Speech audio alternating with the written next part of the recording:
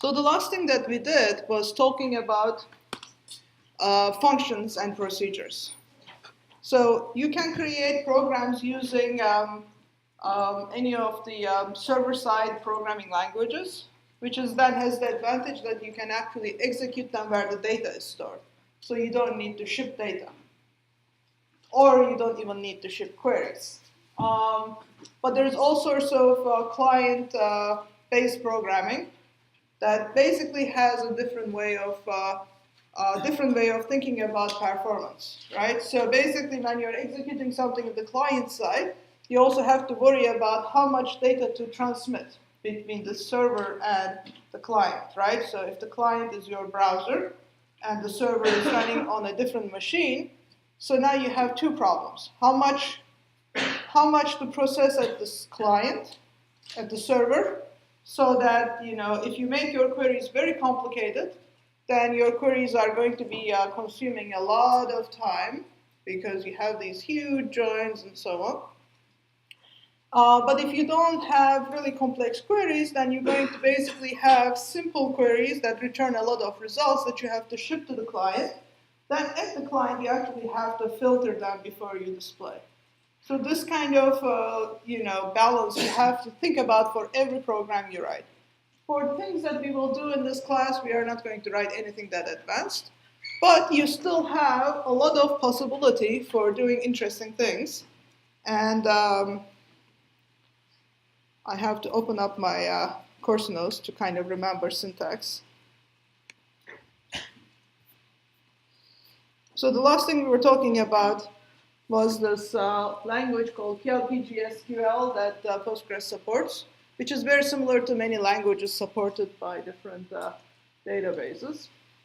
So I wanted to use this to do a few things, and I've not actually tested this. Hopefully this will not fail miserably while I'm trying here. I'm just using this as a way to look at syntax. So I'm going to go back to my university database. And remember that we have this transcript relation, which basically has grades, but the grades are not in the 4-point scale. They are just letters. So if I wanted to find the GPA of a person, I cannot really use this to compute GPA.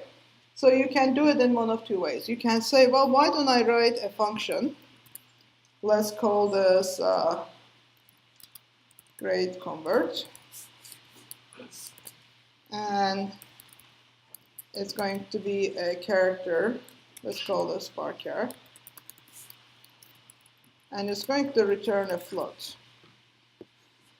So my function is going to take a grade, which is a letter, and it's going to return a float, which is its point value. And this is such a stupid one, is that I'm not even going to try very hard. Okay, but it's going to have some if statements.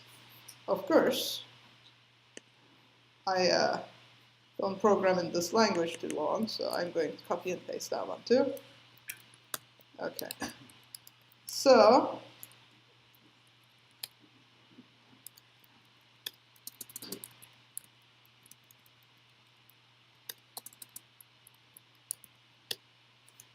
it's going to be something like this.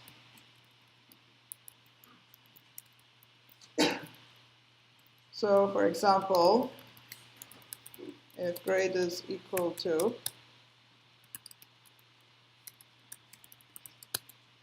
return 4, I'll say grade is equal to a minus, then I'm going to turn 0.7 as if grade. The thing that I hate is that it makes your mind mushy when you have to write things in languages that are very similar but not identical. Else if but not elif, std dev but not stdev. But anyway, all right, I'm talking to myself. Else if grade is equal to B, then return 3, else if grade is equal to. So you can see that however I write equal in SQL, that's the same language I'm using. So if this was, of course, Python, you would, or C++, you would use equal equal.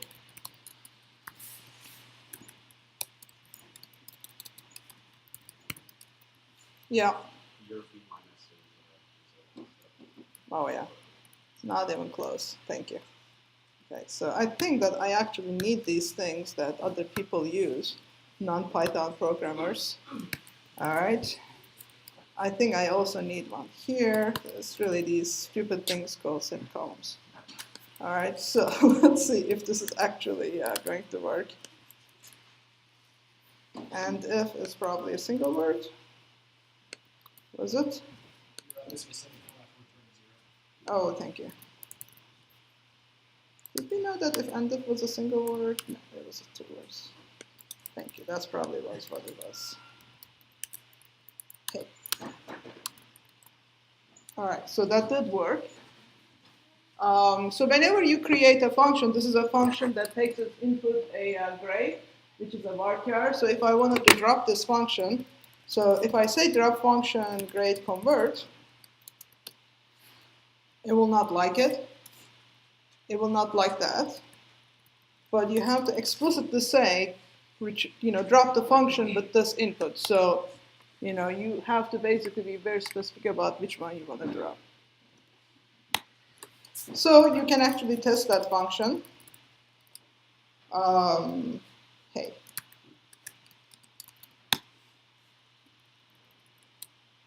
So it returns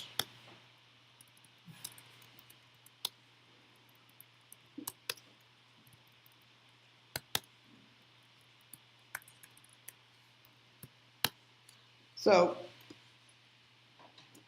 I understand other grades also have point values, but I don't have any of them in my database. For the purpose of time, this is what I'm going to use, so don't get angry with me. All right, so let's say you have transcript, okay? So now what I can do is, for example, suppose I want to, so we had drop function grade convert. So anytime I write something, I always put the drop before so that I can do it again. You can also use create if exists, but drop is actually cleaner because it's useful to us. So for example, now I can do the following.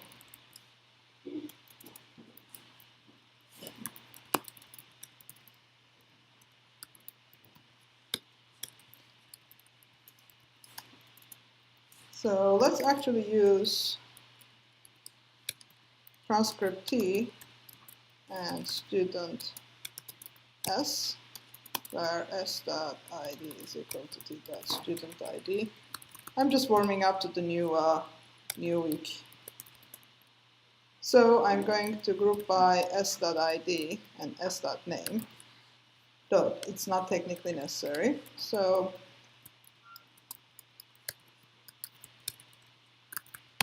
but now I'm going to use sum of grade convert of t.grade as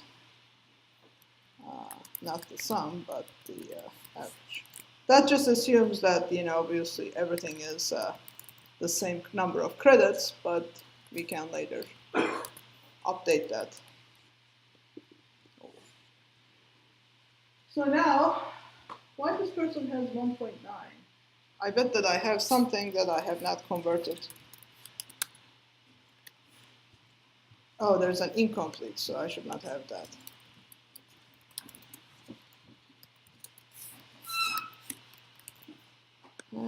Because it is returning me a 0.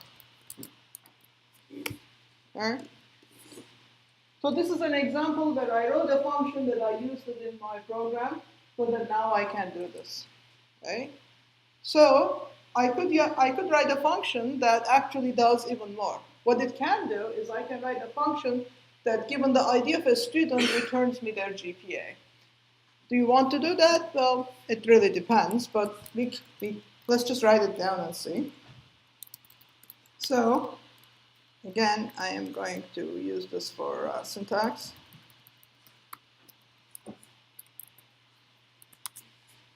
So now this one is going to be a student ID, which is an integer.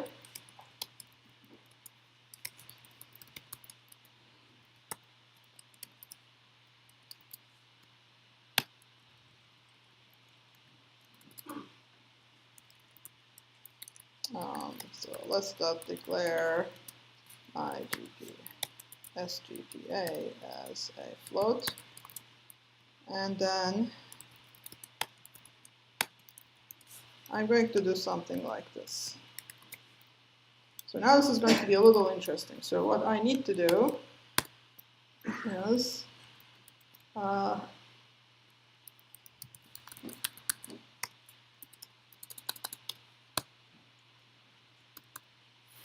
okay, so I don't need this, and I don't need this. Where I want to read the grade that this is returning into GPA. So this is a new variable, new thing that we've learned, that whatever your query returns, read it into a variable. And what I need to do is I need to use the student ID that is given as input. So, and s.id is equal to student ID. So take the input variable, student ID, put that into SID, compute the, well, since this is just returning the GPA, I really don't need this. I can just use student ID, because I'm not going to return the name or anything. So find all the grades for the student, and then return as GPA. All right, I haven't written this kind of procedure in a while, so I can only hope that this works. But the idea is that I am reading an input from the function. I am executing a query and saving that into a variable, then I'm returning that result. Now you have to make sure that the student ID is not actually an attribute in that table. This is the problem, that there is no way to distinguish, so it has to be a variable name that is different. So you can use, for example, a subscript, so that a way to make that separate, something like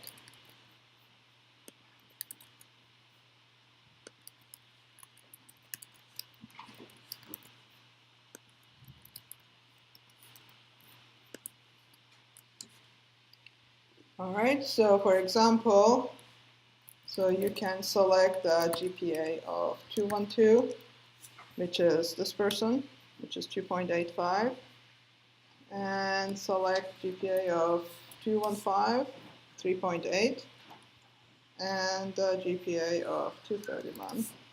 That's kind of exciting that it works, actually. Okay, I had no idea that it would. So now I can do, for examples, I can say for each student, return their ID, return their name, and return their GPA.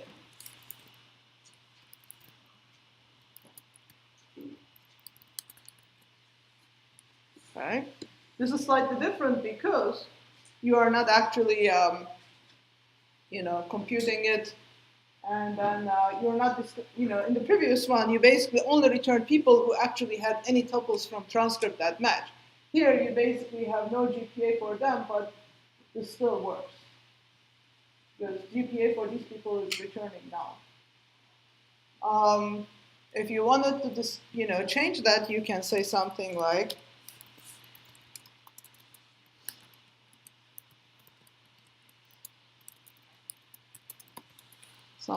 this. So then this is returning the same one. Okay?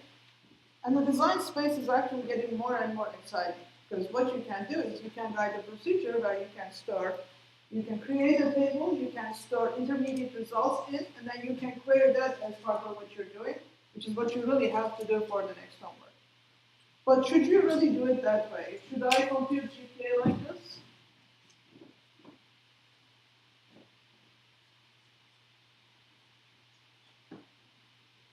I just want you to have some respect for the people who wrote the CAP report, because it's actually quite difficult to write that. But I did actually have a homework on the CAP report once. It was much more difficult for me to create that homework than for you to solve it. Because I have to create data and testing. But what problems will I have by using it like this?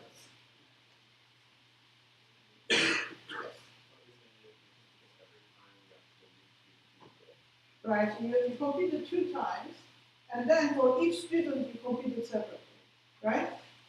So this is like having a nested subquery. Not only you have to do it twice, but you actually basically have this transcript separately producing the result, which may or may not be efficient. Okay, so you have to test and see. Because in the other one, I had the option of just doing a join and grouping by. And if that join can be done efficiently, then it's actually not so bad. So it is up to you to decide. Doesn't mean because you can do this, that's what you should do, right? But the other one, it was very straightforward. So it all depends on how your tables are stored. And it is sometimes much better to expose an operation, but sometimes for an operation that is grossly, expensive, then you can divide it into procedures like this. What I would do is if I were to do this, but compute the GPA of 100 students, I would actually, compute it, store it in a table, and then use it in my queries. So there are many different options to do that. So, any questions so far? Then let's go into triggers.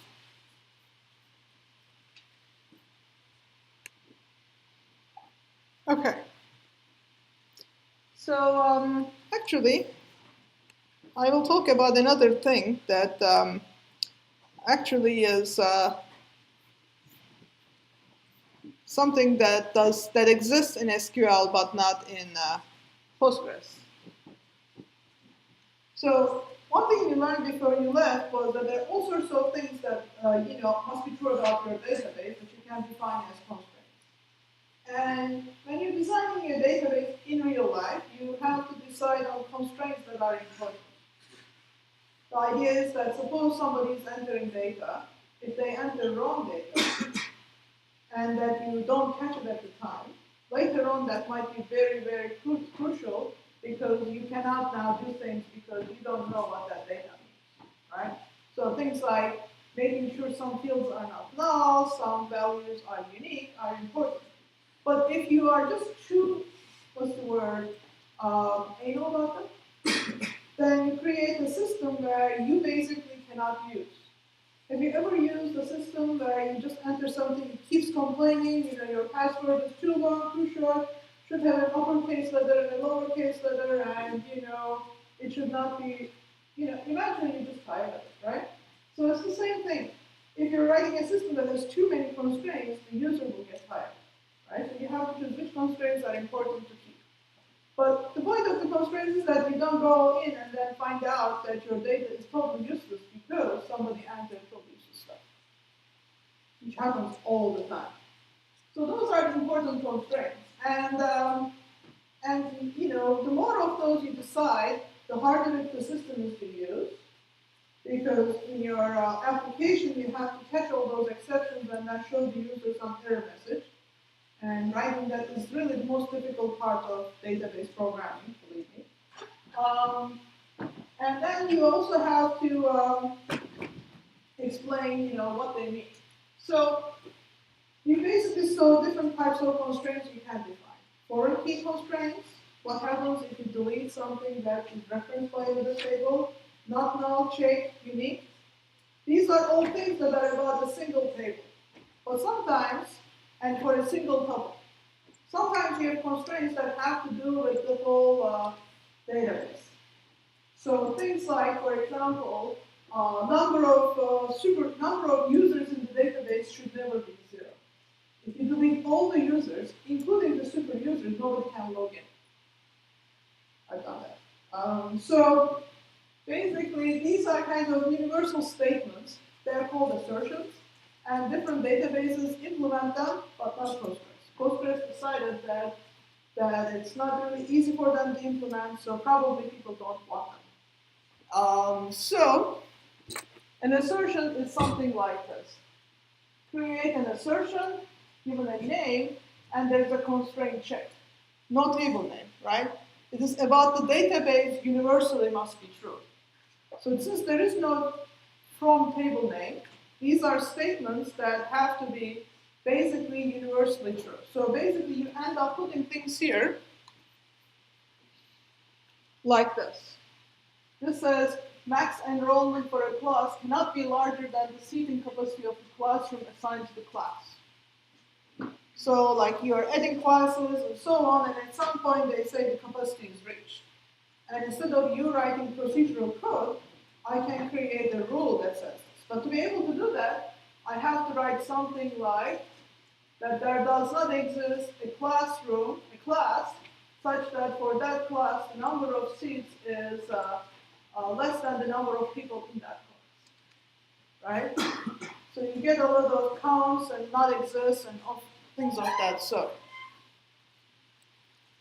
Or that if you want to say students cannot take a course without having completed the prerequisites, okay? So you have to say that there is no transcript tuple such that there does not exist another transcript tuple for a prerequisite audit, where the student has passed that class, right?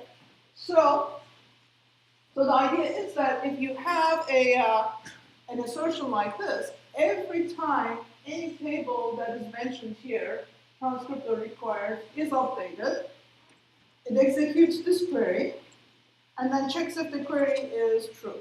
It's not going to distinguish between an insert, update, or delete. Anytime you insert, update, or delete a table, it's going to execute this query to make sure that it is still true. Okay? How many of you were able to register for a class without having this requirement for it? Oh, come on, more than you're willing to admit. It's an expensive thing to check, right?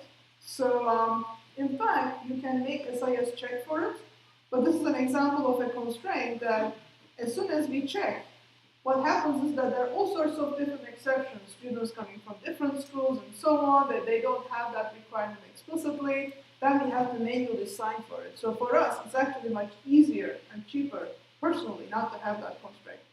Right? So it's a real-life example of not actually implementing constraints and hoping that the social system will take care of it. Okay, and many of you are in this class but don't have the prerequisite, right? You don't actually have algorithms yet. I know you do. All right. So the problem with an assertion is that it doesn't tell you what should happen if something went wrong. So you inserted a tuple, and suddenly the prerequisite was not there. But all that will happen is the transaction that was part of this, that violated this assertion will be aborted, and everything will be rolled back. Remember I was talking about transactions before break? The transaction is a sequence of operators. They must all execute at the same time. If they don't all succeed, I remove the effect, so it has no effect in the database. So if an assertion happens, the transaction that was part of this violation is completely rolled back and nothing happens. Most people will say that this is not a great idea. Instead, why don't I have something more constructive? Instead of telling this is bad, I'm actually going to write code if I know what needs to be done to fix. So this is the idea of a trigger. The triggers are what they call active databases. And they basically have a bunch of different parts. So let's try to talk about what triggers do. Okay. So there's this famous talk by Jennifer Bidham where she talks about how she implemented triggers in one women's month. Don't know what that means. All right, so triggers.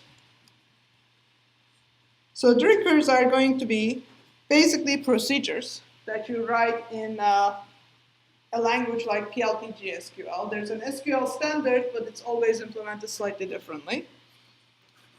So triggers have some sort of a triggering event.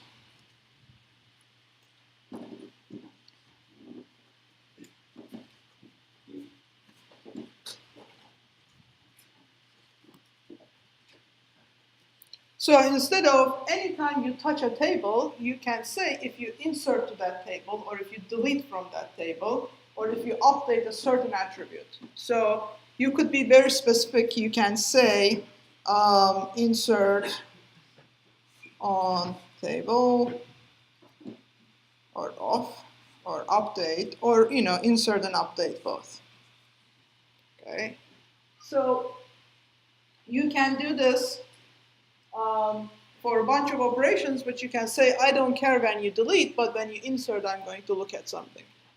And then you also have a condition when a condition is true.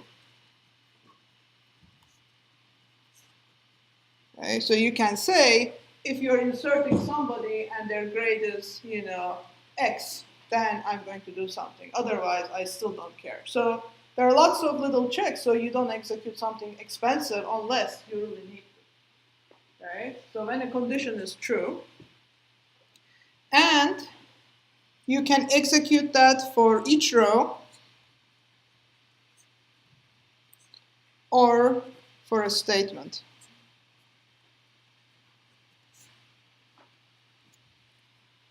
So every single time that you update a tuple for a table, you can execute the whole trigger, or you can wait until all your updates to that table are done, and then you can execute that. Okay?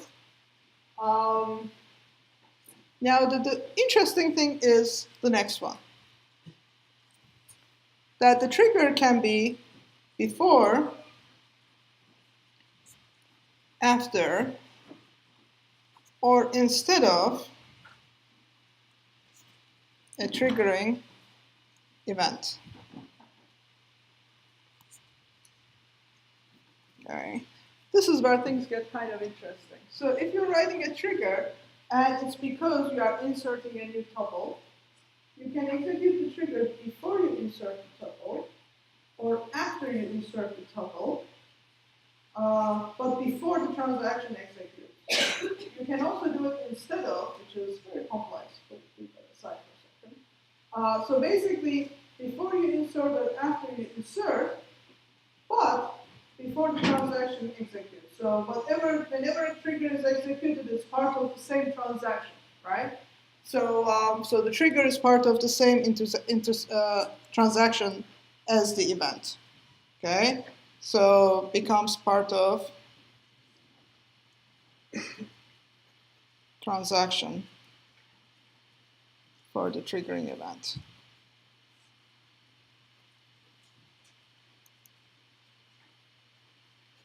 So instead of, but before a commit. Okay. So now, if you ever watch science fiction movies, this part is going to be a little bit easier to explain. But anytime you have science fiction and there's time travel, it kind of gets confusing, right? At the end, you say, well, I'm not really sure if that actually made any sense, right? So like they go back in time, change something, and then, has a thing that afterwards happened or not. Okay, you're going to feel the same feeling here. Okay, so before you execute something, so suppose before you update some tuple, but even though before you do this, you actually know what the value is going to be before and after. Okay? So basically, for any change, we are going to have an old value and a new value. So we will have access to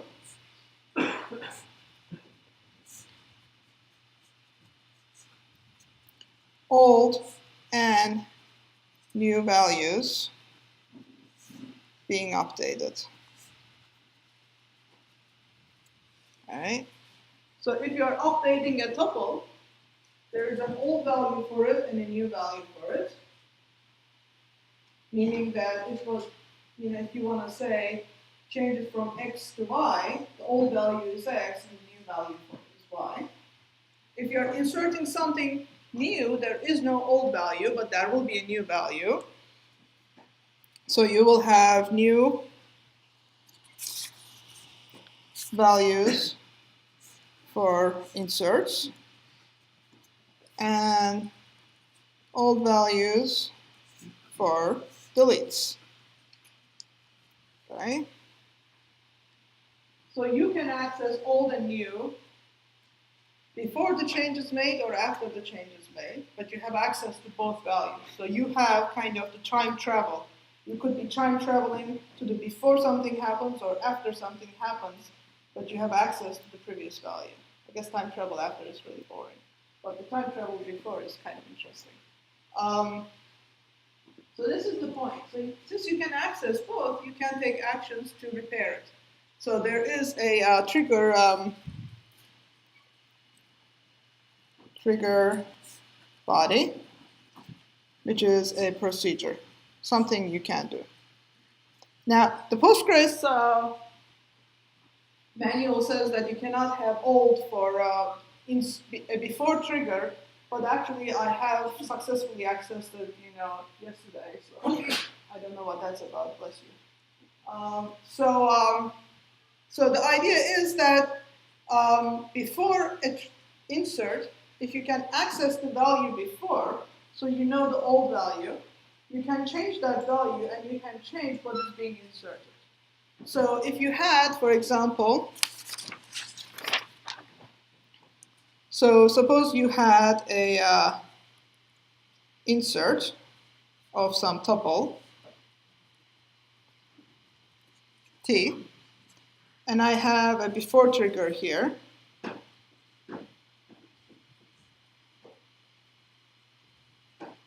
And I'm going to change t to be t prime.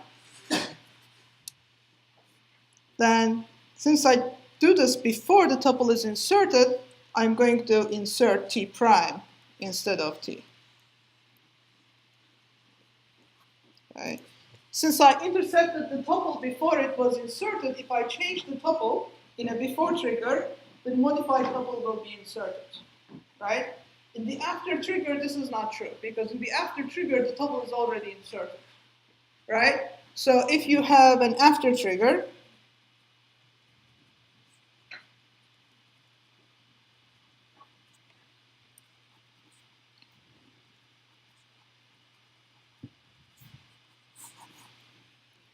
if I change the tuple t in here, it has no effect, because I'm looking at the database after it is done, right? So changing t prime has no effect. But what you can do is you can change the table. So you can do other things as a function of that.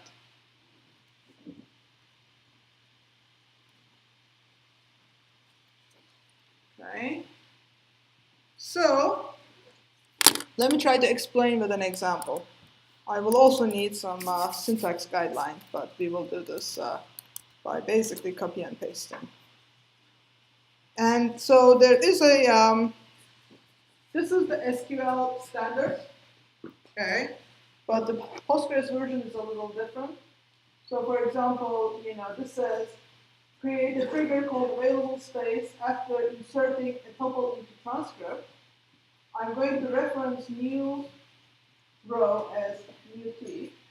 So for each row that you are inserting, if the grade is null, then update the max enrollment to be max enrollment minus 1 for this tuple.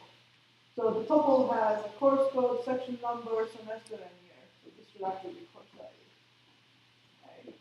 So every time you insert the tuple into transcript, I'm going to go into a different table and subtract the number of available seats. So this will make sure that the number of available seats is always current. Okay. Postgres syntax is a little different because you have to first create a trigger and then you have to create a function and a trigger for it.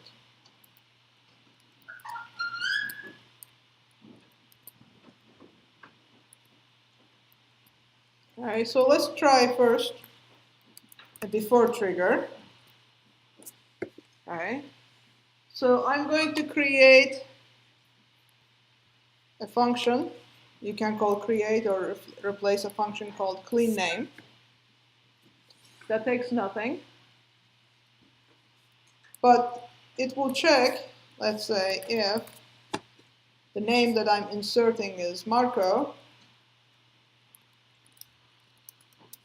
then I'm going to set that to follow this lane. Okay.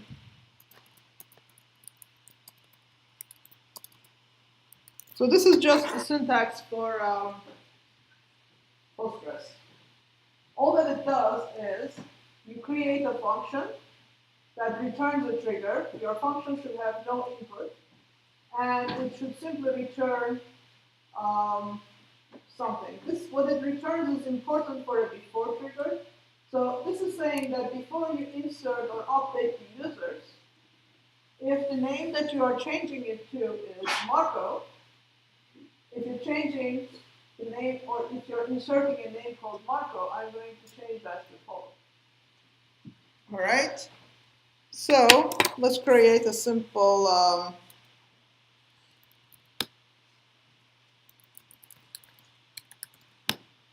right. So let's create a table.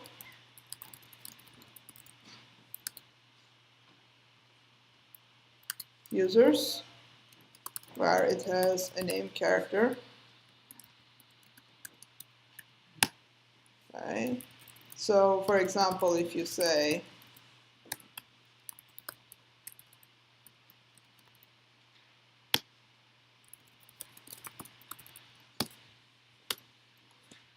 if I'm, I can insert something like this, but now I don't like to be able to insert that. So what I will do is I'm going to create a function that will check if the name is Marco. So the new is basically the name. I'm going to insert one more here.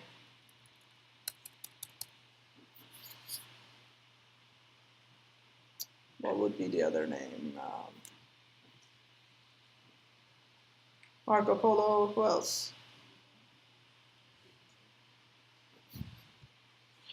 All right, Columbus. Let's do Columbus. All right.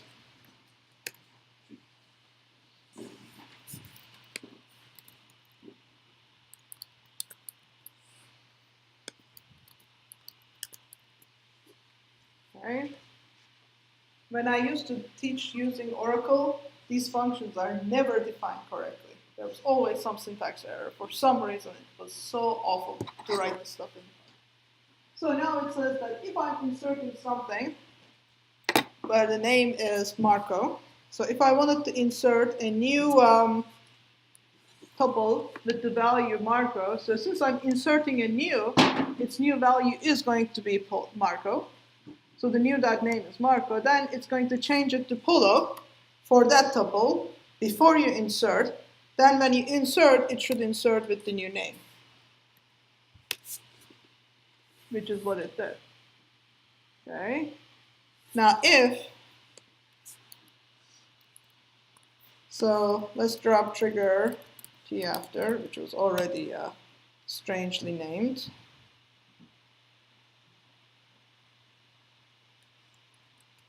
No. Oh yeah, I have not figured out how to do this. I was trying this at home too, so I'm going to just drop function clean name, cascade. Yeah, that's better. Okay, so now I'm going to make this an after insert trigger. There is nothing that corrects for programmer error. So now if I were to try to insert Marco, it does change Marco to Polo, but since that happens after I insert, it really should not change the value, right? So you can change a tuple before it's inserted, but if you change it after, it has no effect. All right, so that was stupid, but It is just an example. So now let's write an after trigger. Okay, so I'm going to write an after trigger. Since after I insert Marco Polo, I really cannot change the tuple that I'm inserting. I need to go back to the table that now has this new tuple and change it for that tuple. So you can say something like update users set name is equal to Polo,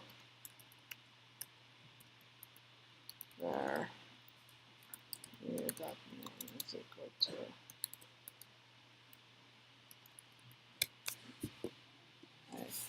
after you've inserted it, go back and update the table to set the name to be Polo, where the name is equal to Marco. Okay. Now the problem with this one is that it's not going to do it just for that specific tuple, because there are other tuples that has the term Marco, but it's going to do it now for all of them. So if I were to insert again, now it has changed it for all of them because I had no way to distinguish which one was the tuple I inserted. I mean, of course, this is not a problem because if that tuple had actually an ID, I could have used the ID. But the point is that I cannot really change the tuple, but I can change the table that it is changing. After the change is made, now I actually have access to the table with the change. So I can do this, right? And you can also do other things. No, you cannot do this. You cannot do anything with old in this case. But this is the general idea. So suppose you had an update. I'll do one last one, and then we'll give a short break. Okay.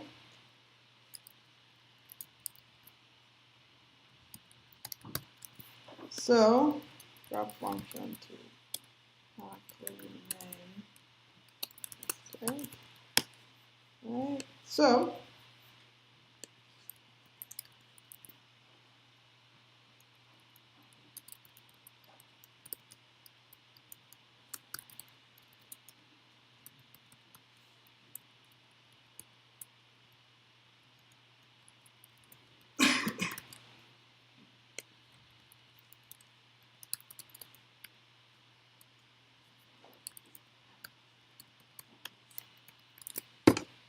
okay.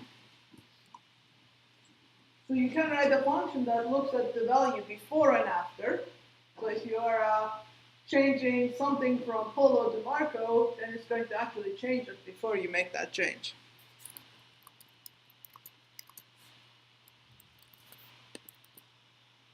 Okay, so for example, so if you say update users set Polo, set the name is equal to Marco, where name is equal to Polo. So technically you want to change all four of these into Marco, but since it's going to basically actually execute this, which we hope, right? Which is what did happen actually, okay?